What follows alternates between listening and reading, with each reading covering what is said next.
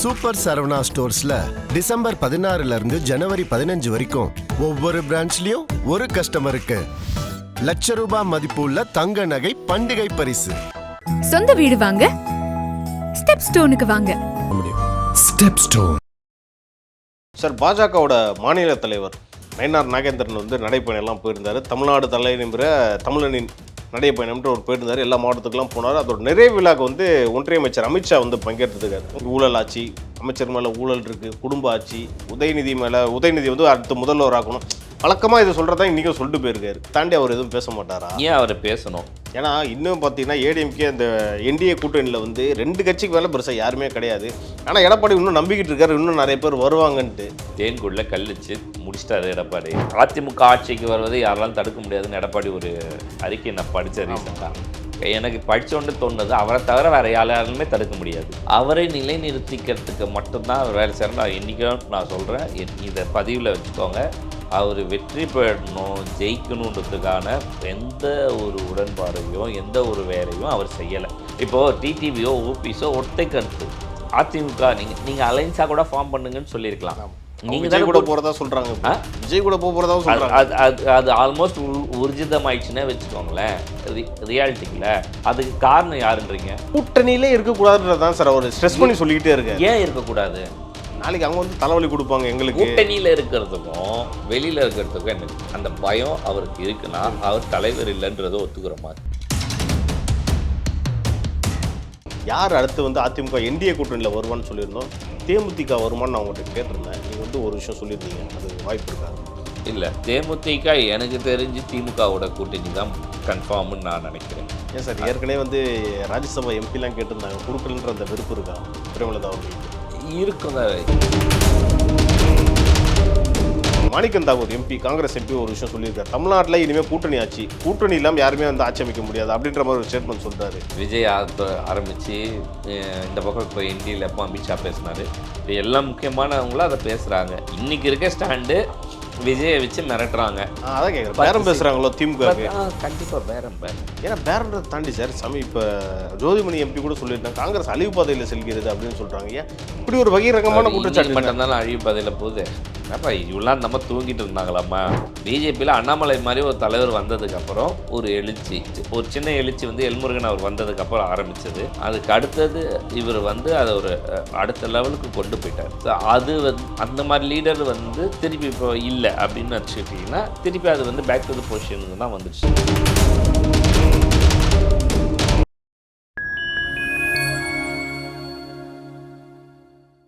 Fine time நேயர்களுக்கு வணக்கம். இன்று நம்மோடு இணைந்திருப்பவர் ஃபைன் டைம் மீடியாவின் சிஇஓ திரு காமேஷ் அவர்கள். வணக்கம் சார்.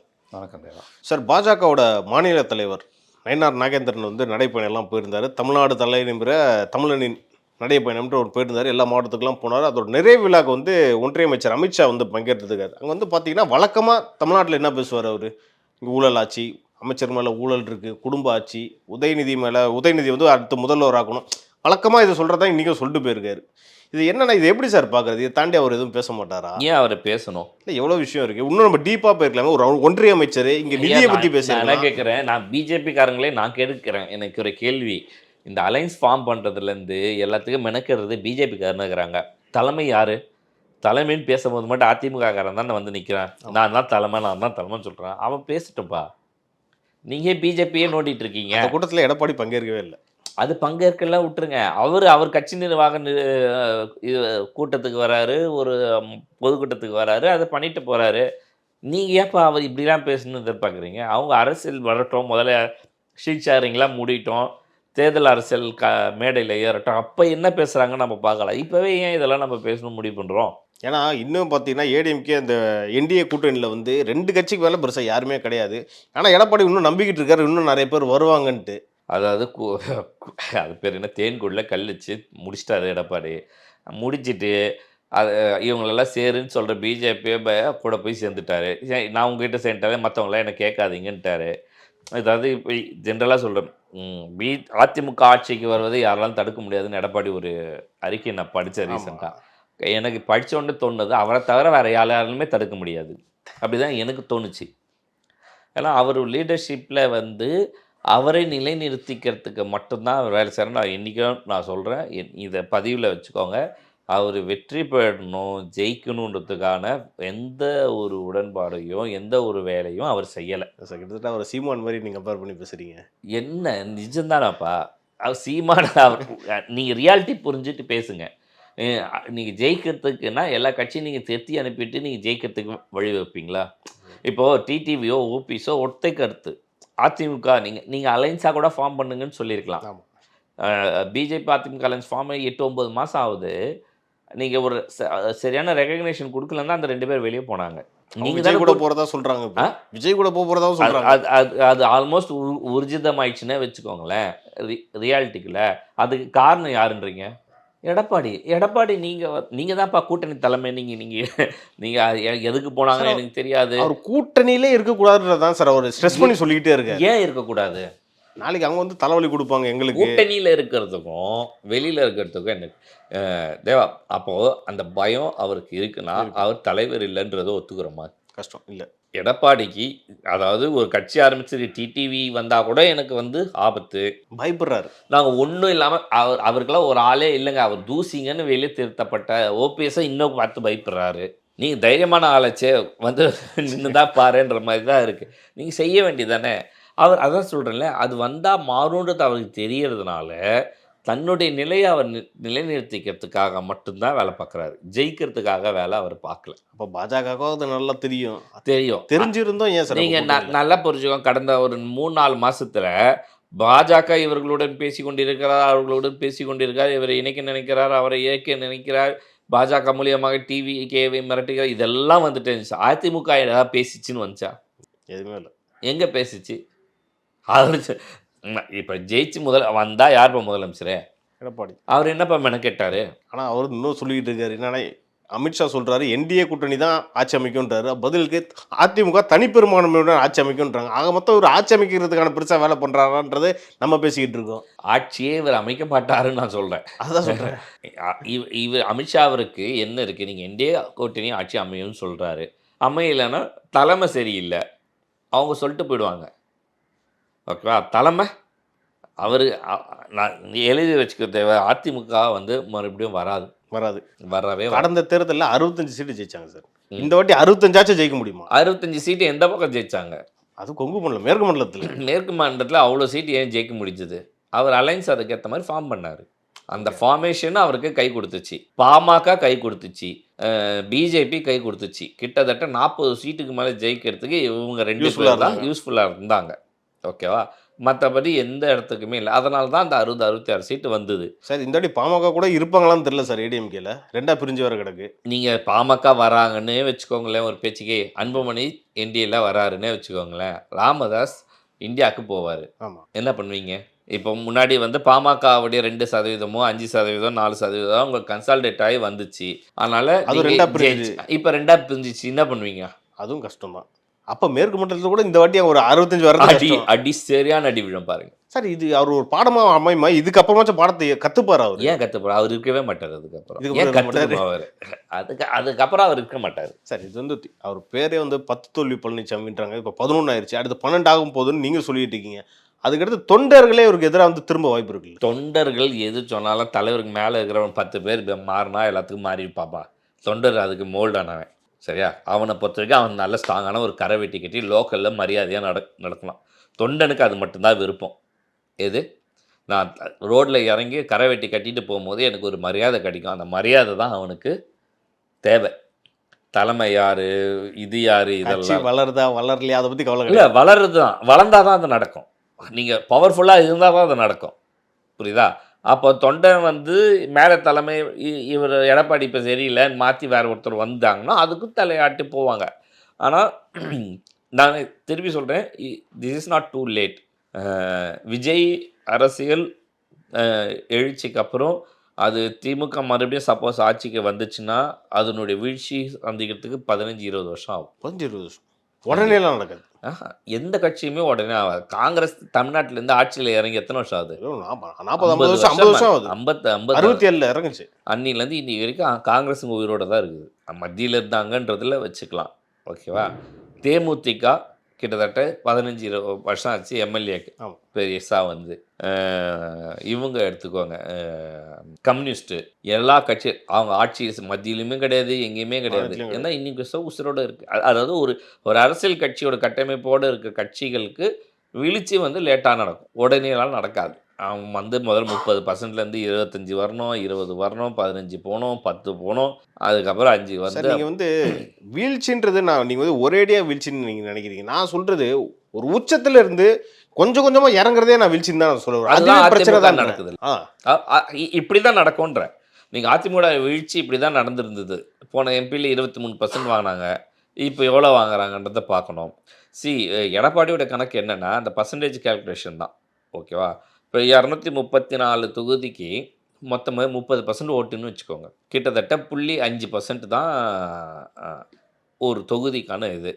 நீங்கள் 234ல் 30 தொகுதி பிஜேபிக்கு கொடுத்தா கூட 200ல் இவர் நின்னார்னா கிட்டத்தட்ட ஒரு 15-20% வந்துடலான்றதுக்கு தான் இவர் அதிகமாக தொகுதி நீக்கிறதுக்கு ட்ரை பண்ணிட்டு இருக்காரு. ஜெயிக்கிறதுக்காக இல்லை, சதவீதத்தை காமிச்சியாவது கொஞ்ச நாள் நிலைநிறுத்திக்கலாம் ஓட்டுறதுக்கு தான் அவர் வேலை பார்க்குறாரு. ஜெயிக்கணும்னா விட்டு கொடுத்து ஜெயிக்கிறது தான் இருக்குது. நான் என்னுடைய 10 தொகுதி கொடுக்குறேன், அந்த 10 தொகுதிக்கு வந்து ஒரு 3% அப்படின்னா ஒரு 4% இருக்க கட்சியை வந்து என் கூட இணைச்சிக்கணும். ஸோ எனக்கு 1% ஏறுது, இல்லை 3% இன்னொரு கட்சியை ஏற்றுக்கிட்டேன்னா என்கிட்ட அங்கே 3% இருக்குது, புதுசாக வர 3 ஏறுனா 6% ஆகிடும். ஸோ இது ஓவரால் இம்பேக்டை உருவாக்கும். அதை அவர் அவாய்ட் பண்ணுறாரு. ஓகே, அதை பண்ணாதான் அது நடக்கும். அவருடைய ஸ்ட்ராட்டஜி அவரை நிலைநிறுத்திக்கிறத தவிர வேறு எதுவும் இல்லை. இதை தாண்டி நீங்கள் நம்ம ஏற்கனவே ஒன்று சொல்லியிருந்தோம் சார், யார் அடுத்து வந்து அதிமுக என்டிஏ கூட்டணியில் வருவான்னு சொல்லியிருந்தோம். தேமுதிக வருமானு நான் உங்கள்கிட்ட கேட்டிருந்தேன். நீங்கள் வந்து ஒரு விஷயம் சொல்லியிருந்தீங்க, அது வாய்ப்பு இருக்கா? இல்லை, தேமுதிக எனக்கு தெரிஞ்சு திமுகவோட கூட்டணி தான் கன்ஃபார்ம்னு நான் நினைக்கிறேன். ஏன் சார், ஏற்கனவே வந்து ராஜ்யசபா எம்பிலாம் கேட்டிருந்தாங்க, கொடுக்கலன்ற அந்த வெறுப்பு இருக்கா பிரேமலதா அவர்களுக்கு? இருக்கிறது தானே. பட் அவங்க இப்போ திமுக சரியான காய் நகர்த்தல் நடத்திட்டு இருக்குன்றது என்னுடைய வாய்ப்பு. ஏன் அப்படின்னா, சப்போஸ் காங்கிரஸ் வந்து ஒரு மதில்மேல் பூனியாக இருக்குது. ஸோ அது போச்சுன்னா அந்த ஓட்டை வந்து எங்கேருந்து நிலைநிறுத்தணும்னு பார்க்குறாங்க. அதில் ராமதாஸ் போன்றவங்க, அதாவது பாமகல வந்து பார்ட் 2ஆக இருக்குது ராமதாஸையும் தேமுதிகாவை இணைஞ்சா அந்த ஒரு 3-4% ஓட்டை அவங்க கவர் பண்ண முடியும்னு அவங்க ஒரு பிளான் பி பண்ணிடலாம். காம்பன்சேட் பண்ணுறதுக்கான வேலை அவங்க செய்கிறாங்கன்றது எனக்கு. சரி, நீங்கள் பாமக ராமதாஸ் தரப்புன்னு சொன்னீங்க, அப்படி பார்த்தா விசிகாக பிரச்சனை வராதா சார்? அவங்க தான் ஏற்கனவே ஸ்டேட்மெண்ட்லாம் கொடுத்தாங்களே, இப்போ தேவா மறந்துட்டிங்களா என்ன? ஐயா நல்லவர் தான், சின்னவர் தான், அங்கே கெட்டவர், இதெல்லாம் அதெல்லாம் சேர்ந்து. சரி, நீங்கள் இன்னொன்று பார்த்தீங்கன்னா இவங்க சேராமல் இல்லை, திருமாவளவனுக்கு அரசியலில் முக்கியத்துவம் கொடுத்து கொண்டு வந்தது ராமதாஸ் அவர் தான். ஆமாம், அது மறுக்க முடியாது. அவர் தான் கூட்டணியில் எனக்கு தெரிஞ்சு 2 எம்எல்ஏ சீட்டு வாங்கி கொடுத்த முதல் இதுன்னு நினைக்கிறேன் இவருக்கு, திருமாவளவனுக்கு. ஸோ அப்போல்லாம் அவங்க ஸ்ட்ராங்காக தான் இருந்தாங்க. அப்போது ஒரு வீழ்ச்சி, இவங்க 2 பேரும் ஒன்றா இருந்தால் எங்கேருந்து எமர்ஜ் ஆகும்னு ஒரு பிரேக்கு போட்டது தான். இவங்க 2 பேருக்குள்ளே ஒரு கலவரங்கள் உருவாகி கிளாஷ் ஆகி இவங்க பிரிய ஆரம்பிச்சிட்டாங்க. ஸோ அது ஒரு பார்ட் 2. ஏன்னா அது நிறைய இடத்துல நடக்கிற விஷயங்கள் தான்.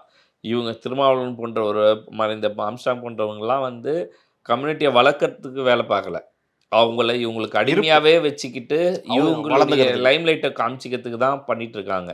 யாருமே வந்து அவங்கன்னு இல்லை, எல்லா கட்சி ஆட்களுமே அப்படி தானே வச்சுப்போம். ஆனால் இவங்களுக்கு வந்து வளர்ச்சின்றது முக்கியம், அதை சொல்லி தான் இவங்க முன்னுக்கு வந்திருக்காங்க. இப்போ ராமதாஸ் அவர்களோ இல்லைன்னா வேறு எந்த ஒரு கம்யூனிட்டி பேஸ்டில் இருக்க யாருமே நாங்கள் வந்து இத்தனை 2 காலம் அடித்தட்டாக இருந்துட்டோம், நாங்கள் மேலுக்கு வரணும்னு நினச்சி சொல்லி கட்சி ஆரம்பிக்கல. அவங்களுக்கான உரிமைகள் பறிக்கப்படுது, அதுக்குன்னு வருன்ற மாதிரி வராங்க. ஆனால் நம்ம வந்து பல நூற்றாண்டு காலமாக அடித்தட்டிலே இருக்கோம், நம்ம முன்னுக்கு வரணும் அப்படின்னு சொல்லி வந்த அரசியல் செய்கிற இந்த அரசியல் சுயலாபத்துக்காக பண்ணுறாங்க. அவங்களுடைய சுயலாபத்துக்காக மட்டும்தான் வச்சுருக்காங்க. அது எவ்வளோ பேரை அவங்க மாற்றிருக்கலாம், செஞ்சுருக்கலாம், நல்லா எனக்கு தெரிஞ்சு அதுக்கான எந்த ப்ராசஸுமே அவங்க பெருசாக பண்ணலை. எனக்கு தெரிஞ்சு எல்முருகன் அவர் வந்து SC/ST கமிட்டியுடைய சேர்மனாக இருக்கும் போது அவர் செஞ்ச அளவுக்கு கூட திருமாவளவனோ செல்வபெருந்தகையோ ஜெகன்மூர்த்தியோ யாருமே செய்யல. அவங்க என்ன செஞ்சுருப்பாங்கன்னு எதையாவது ஒன்று எடுத்து சொல்லுங்கள். ஏன்னா அவங்க பின்னாடி அவ்வளோ கூட்டம் இருக்குது. அது அவங்கள உருவாக்குறது தான் தேவா. நீங்கள் முக்கால்வாசி 90% பேர் அட்வொகேட்ஸ் அவர் பின்னாடி வராங்க. அட்வொகேட்ஸாக படிக்கிறதுக்குன்னு ஒரு க்ரைட்டீரியா இருக்குது தெரியுமா? நீங்கள் அந்த பக்கம் கோர்ட்டு பக்கம் போய் பாருங்கள். ஓகேவா? எனக்கு தெரியும் மறந்த இவர் ஆம்ஸ்டாங் அவர் கூட ஒரு 10,000 பேரை படிக்க வச்சாருன்னு. அவர் என்ன படிக்க வச்சார் தெரியுமா? என்னது? இன்ஜினியரா, டாக்டரா எல்லாம் படிக்க வச்சார். அட்வொகேட்டுக்கு தான் படிக்க வச்சார். அவங்களுக்கு நாளைக்கு யூஸ்ஃபுல்லாக இருக்கும்ன்றது. அவங்களுக்கு யூஸ்ஃபுல்லாக அங்கே போனாங்கன்னா அட்டண்டன்ஸே கிடையாது. அங்கே போய் போட்டு இவர் பின்னாடி சுற்றுவாங்க எல்லாரும். இவர் போனால் 10 பேர் 100 பேர் கூட்டம் வராங்க. எங்கேருந்து வராங்க? எல்லாம் அவங்க வந்து நல்லது பண்ணா கூட அதில் அவங்களுக்கு ஒரு லாபம் இருக்கணும், அரசியல் லாபம் இருக்கணும். ஆமாம், அதை கருத்தில் கொண்டு தான் பண்றது. நான் அந்த அந்த இந்த வகையறாவே நல்லதாக கூட நான் பார்க்கல. ஓகேவா? நான் இன்ட்ரெஸ்ட் எடுத்து ஒரு விஷயம் படிக்கிறது வேற, இதை படித்தா நான் இங்கேருந்து இப்படி நான் மாறிக்கலாம்னு நினைக்கிறதுன்றது வேற. நம்ம ஒரே சொல்லிட முடியாதுல்ல சார். எல்லாருமே அவர் வந்து அட்வொகேட் தான் படிக்க வச்சாருன்னு நிறைய விஷயம் பண்ணியிருக்கலாம். எனக்கு தெரிஞ்சு வரல. நீங்கள் ஏதாவது சப்ஜெக்ட் வெரிஃபிகேஷன், நீங்கள் சப்ஜெக்ட் வெரிஃபிகேஷன் செக் பண்ணிவிட்டு எனக்கு சொல்லுங்கள். நீங்கள் முன்னேறணும்னு நினச்சிருந்தா இன்றைக்கி இன்ஜினியரிங் படிக்க வச்சுருக்கணும், டாக்டருக்கு படிக்க வச்சுருக்கணும், வேறு எதுக்காக படிக்க வச்சுருக்கணும். இல்லை நம்ம அட்வொகேட் தொழிலே நம்ம வந்து நீங்கள் ஒரு மாதிரி சிறுமைப்படுத்துகிற மாதிரிலாம் இருக்கு. அதை படிக்கவே கூடாது. அப்போ சரிமன் இல்லைல்லப்பா, நீ உடனே எனக்கு அட்வொகேட்ஸுக்கும் சண்டை முட்டி. இல்லை நான் அப்படி சொல்ல வரல. ஆனால் நான் சொல்கிறது என்னென்னா, அங்கே அதுக்கான எத்தனை பேர் கேஸ் நடத்துகிறாங்கன்னு தெரியுமா? என்னுடைய கேள்வி பதில் சொல்லுங்கள். படித்தவங்க எல்லாரும் எத்தனை பேர்கிட்ட கேஸு கோர்ட்டில் போய் வாதாடுறாங்க? அது ரொம்ப கம்மி தான். அதை நான் ஏற்றுக்கிறேன். ஆனால் நிறைய பேர் போகிறாங்க அட்டெண்டன்ஸ் போட்டுட்டு. அப்போ நீ இன்ஜினியரிங் படித்தா ஒன்று இன்ஜினியரிங் வேலை பார்ப்பேன், இல்லை ஏதோ ஒரு வேலையாவது பார்ப்பேன். கரெக்டா? கரெக்ட். நீ அட்வொகேட் படிச்சுட்டு யார் அட்வொகேட் வேலை பார்க்குறா? நிறைய பேர் கம்மி தான். வெறும் இவங்க வந்து அவங்க அதாவது அவங்க சப்போஸ் விட்டால் கூட இவங்க போய் 4 சீனியர் கிட்ட வேலை சேர்ந்து கற்று கூட செய்யலாம். ஆனால் இவங்க கூட சுத்தம் எக்ஸ்கியூஸ் மீ இவங்க கூட போகும்போது அதுக்கான பலனும் இல்லையே அவங்களுக்கு. சுத்தம் படித்ததுக்கும் பலன் மறந்துடும். சரி, எதுவாக இருந்தாலும் practice is more important than theoretical. So நீங்கள் ப்ராக்டிக்கலுக்கே போகாமல் நீங்கள் இவங்க பின்னாடி பண்ணிட்டு இருந்தாங்கன்னா எப்படி நடக்கும்? அப்போ கூட பேருக்குன்னா ஒரு பிஎல் படிச்சுக்கிறாங்க அவ்வளோதான் அப்படின்னு எடுத்துக்கணுமா? அப்படி தான் பல பேர் பண்ணியிருப்பாங்கன்றது தான் என்னுடைய கலை யதார்த்தமாக பார்க்கப்படுது. இவ்வளோ நம்ம பேசிட்டோம். ஆம்ஸ்டாங்கை பற்றி பேசணும், நிறையா பேசியிருக்கோம். இன்னொரு முக்கியமான அரசியல் நிகழ்வு நடந்திருக்கு. என்னன்னா வந்து மாணிக்கம் தாகூர் எம்பி, காங்கிரஸ் எம்பி ஒரு விஷயம் சொல்லியிருக்காரு. தமிழ்நாட்டில் இனிமேல் கூட்டணி ஆட்சி, கூட்டணி இல்லாமல் யாருமே வந்து ஆட்சி அமைக்க முடியாது அப்படின்ற மாதிரி ஒரு ஸ்டேட்மெண்ட் சொல்கிறாரு. இது ஏற்றுக்கலாமா? ஏற்றுக்கலாமா இல்லை, அதுதான் ஆல்ரெடி விஜய் ஆரம்பித்து இந்த பக்கம் இப்போ என்டியில் எப்போ அமித்ஷா பேசினார். இப்போ எல்லாம் முக்கியமானவங்களும் அதை பேசுகிறாங்க. ஸோ இந்த களத்தை யார் ஏற்றுக்கிறான்றதை பொறுத்து தான். சரி, என் பாயிண்ட் ஆஃப் வியூவில் வந்து அக்செப்ட் பண்ணி நடத்திட்டு கூட கூட்டணி. இப்போ கலைஞர் அப்போ வந்து 120 தொகுதி கிட்டத்தட்ட திமுக சரிசமமாக குறைஞ்சி கூட நின்னாங்க. அப்படின்னா கூட்டணி ஆட்சி தான் வரும்னு எல்லோரும் எதிர்பார்த்தாங்க. 117 117. ஆமாம், கூட்டணி ஆட்சி தான் வரும்னு எல்லாம் எதிர்பார்த்தாங்க. ஆனால் கூட்டாட்சி வைக்கலையே அவர். வெளியிருந்து ஆதரவுன்ற பேட்டர்னில் வச்சுட்டு பண்ணிட்டாங்க. அது வந்து தேர்தலுக்கு பிறகு பாருங்கள், இதே காங்கிரஸ் இதே அலைன்ஸில் இருந்து தேர்தலுக்கு அப்புறம் மாற்ற கூட வாய்ப்பு இருக்குது. ஓகே, ஸ்டாண்டை மாற்றிக்கலாம். அது ஒன்றும் பிரச்சனை இல்லை. இன்றைக்கி இருக்க ஸ்டாண்டு விஜயை வச்சு மிரட்டுறாங்க. அதான் கேட்குறேன். பேரம் பேசுகிறாங்களோ திமுக? கண்டிப்பாக பேரம். அது இதில் என்ன இருக்குது? ஏன்னா பேரன்றதை தாண்டி சார் இப்போ ஜோதிமணி எம்பி கூட சொல்லியிருந்தாங்க காங்கிரஸ் அழிவு பாதையில் செல்கிறது அப்படின்னு சொல்கிறாங்க. ஏன் இப்படி ஒரு வகைரகமான குற்றச்சாட்டு மட்டும்தானே அழிவு பாதையில் போகுது? என்னப்பா இவ்வளோ அந்த அம்மா தூங்கிட்டு இருந்தாங்களாம்மா? அவரே செந்தில் பாலாஜி இல்லைன்னா அந்த அம்மாவே ஜெயிச்சிருக்க மாட்டாங்கன்னு அந்த அம்மாவே சொன்னவங்க தான். ஆனால் அவங்களுக்கு எதிராகவே அரசியலும் பண்ணிட்டு இருக்காங்க இன்னொரு சைடு. அது உள்ளூருக்குள்ளே நீங்கள் அவங்களுக்கு வந்து ராகுலுடைய நேரடி தொடர்பு இருக்குது. அதுக்காக ஏதாவது ஒன்று செஞ்சு அவனும் செய்கிறதெல்லாம் விட்டு இருப்படுத்த காட்டுகிறது. அவ்வளோதான். நீங்கள் அவங்க யார் கட்சியும் வழக்க வேலை செஞ்சாங்க? எல்லாம் ஒரு பாட்டா 2 பாட்டா பிரிஞ்சு கிடக்குது. பிஜேபிலையும் சொல்கிறேன், காங்கிரஸ்லையும் சொல்கிறேன், எந்த தலைவர்களும் கட்சியை வளர்க்க வேலை செய்யலை. ஆமாம், அதுவாக வளரலாம் இல்லை. பிஜேபியில் அண்ணாமலை மாதிரி ஒரு தலைவர் வந்ததுக்கப்புறம் ஒரு எழுச்சி. அது ஒரு சின்ன எழுச்சி வந்து எல்முருகன் அவர் வந்ததுக்கப்புறம் ஆரம்பித்தது. அதுக்கு அடுத்தது இவர் வந்து அதை ஒரு அடுத்த லெவலுக்கு கொண்டு போயிட்டார். ஸோ அது அந்த மாதிரி லீடர் வந்து திருப்பி இப்போ இல்லை அப்படின்னு வச்சுக்கிட்டிங்கன்னா திருப்பி அது வந்து பேக் டு த பொசிஷனுக்கு தான் வந்துடுச்சு. பிஜேபி பேக் டு பொசிஷன் வந்திருக்கு. அப்போ ஆமாம், நிதர்சனமான உண்மை. அது ஒன்றும் பெருசாக இல்லை. நீங்கள் இப்போ நீங்கள் 20-23 தொகுதி கொடுத்தீங்கன்னா 3% ஓட்டு வாங்குவாங்க. நீங்கள் போன எம்பியில் எவ்வளோ வாங்கினீங்க? 11. நீங்கள் 3% வாங்குவாங்க. நீங்கள் 20 தொகுதியில் விட்டிங்களா? 40 தொகுதி கொடுத்தா கூட 6% மேலே போகாது பிஜேபி. அப்போ பிஜேபி வளர்றதை இவங்களே வந்து தடுத்துட்டு இருக்காங்களா? அவங்களுக்கே பிடிக்கலையா? இருக்க நிர்வாகி மற்ற தலைவர்கள்லாம் இல்லை. அதிருப்தி ஒன்று. இப்போ ஆளுங்கட்சியாக இருந்தால் எதிர்கட்சியாக இருக்கும்போது இவங்க கூட இருந்த அண்டர்ஸ்டாண்டிங் அதுக்காக தான் இப்போ உங்களுக்கு ஒருத்தர் பழக்கமாகி போச்சுன்னா அவங்களுக்காக நம்ம பேச மாட்டோமா அந்த மாதிரி. ஆனால் அது அது கட்சி வளர்ச்சிக்கு சரி கிடையாது. ஓகே. மாணிக் தாகூர் பேசிட்டாரு, நான் செல்வம் பெருந்தகை பேசுவாரா? இல்லை, அவரு தான் சொல்கிறாரு 24 மணி நேரமும் கட்சியை தான் நான் தான் வளர்த்துக்கிட்டு இருக்கேன்றாரு. அவர் ராத்திரி பகலாக அதான் பண்ணுறாரு. அப்படியே எத்தனை இப்போ தொகுதி அதிகமாக வாங்கிடணும்ல அவர். சரி, சிம்பிளாக சொல்லிட்டேன். இது போன தடவை 20 கொடுத்தாங்கன்னா இந்த தடவை 1 சேர்த்து கொடுத்து வாங்கிறதுக்கு வாய்ப்பு இருக்கும். அவ்வளோதான். அந்த பெருமை வந்து செல்வம் பெருந்தகைக்காக கூட நடக்கலாம். அப்பா போன வாட்டி விட ஒரு வாட்டி நான் எக்ஸ்ட்ரா வாங்கி கொடுத்தேன். வாங்கிட்டேன்னு பெருமை ஐயா நான் அவர் போய் கெஞ்சி கூட வாங்கிடுவார். ஏங்க தலைமை போட்டேன், நான் உங்களுக்காக தான் இவ்வளோ விசுவாசமாக இருந்தேன், இப்போ இல்லைன்னா என்னையே மாற்றிடுவாங்க, எனக்காக ஒரு தொகுதி கொடுங்க, நான் இருந்தால் தான் உங்களுக்கு கொஞ்சம் யூஸ்ஃபுல்லாக இருக்கும். யூஸ்ஃபுல்லாக இருக்கும், அதுக்காக ஒரு தொகுதியாக கொடுங்கன்னு வாங்க. இதில் கோடீஸ்வரன் சொல்கிறத ஏற்றுக்கணும். உள்ளே போனீங்கன்னா லெஃப்ட் ஹேண்டில் ஹேண்டில் பண்ணுவாங்கன்னா, வெளியில் பேசுறதெல்லாம் 1000 பேசிக்கலாம், உள்ளே போய் பேசுறதுல இருக்குது. உள்ளே வந்தால் உனக்கெல்லாம் 20 தான், அதுக்குலாம் கொடுக்க முடியாது இங்கே அப்படின்னு இருக்கிறவன் எனக்கு சீட் அதிகத்துக்கு பேசுகிறான், இன்னொரு கட்சியை போடணுன்னு, இங்கே ஒருத்தன் வரவே மாட்டேன்றான் எவனோ கூட்டணிக்கு. இப்படி தான் இப்போ கலன் நிலவரம். ஸோ இந்த நிலவரத்தை சரி பண்ணுறதுக்கு ஜனவரி எண்டு பிப்ரவரி வரைக்கும் நம்ம வந்து பார்த்துட்டு இருக்கோம். இப்படியே பார்த்துக்கிட்டு இருக்க வேண்டியது தான். இவன் அங்கே போகிறாங்க, அவங்க இங்கே வராங்க, இதுதான் போயிட்டுருக்கும். ஓகே சார், பொறுத்திருந்து பார்ப்போம். நடப்பு அரசியல் பற்றி நிறைய பேசணும். இது குறித்து அடுத்தடுத்த நிகழ்ச்சிகளை இன்னும் நம்ம டீட்டெயிலாக பேசலாம் சார். நன்றி.